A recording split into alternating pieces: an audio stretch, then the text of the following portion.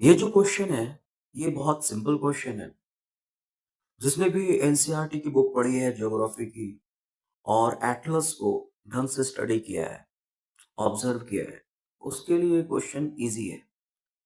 जो पहला स्टेटमेंट है वो है Uttar Pradesh shares its boundary with the highest number of other Indian states.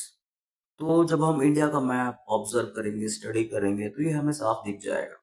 लेकिन चलो अगर छूट भी गया हो तो भी जो ज्योग्राफी की बुक्स हैं, चाहे वो एनसीईआरटी हो या कोई भी अदर जीके की बुक हो, उसमें लिखा होता है ये चीज कि सबसे ज्यादा जो अदर स्टेट्स के साथ बाउंड्री शेयर करता है, यानी जिस स्टेट के सबसे ज्यादा नेबरिंग स्टेट्स हैं वो यूपी है।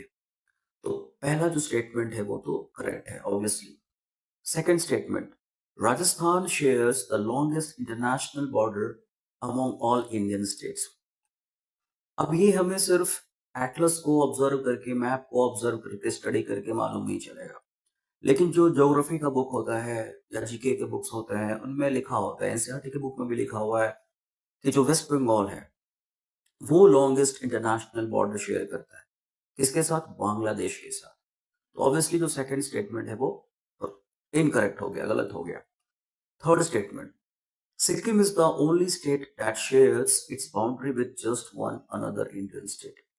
तो ये हमें इंफॉर्मेशन कहीं बुक में नहीं मिलेगा। ये क्वेश्चन बनाया गया है इस बात को ध्यान में रख के कि लोग एटलस को, मैप को ढंग से स्टडी करते हैं या नहीं। तो जब हम मैप को देखेंगे, इंडिया के मैप को, तो ऑब्वियसली जो सिक्किम है उसका सिर्फ एक ही नेबरिंग स्टेट है, वेस्ट बंगाल।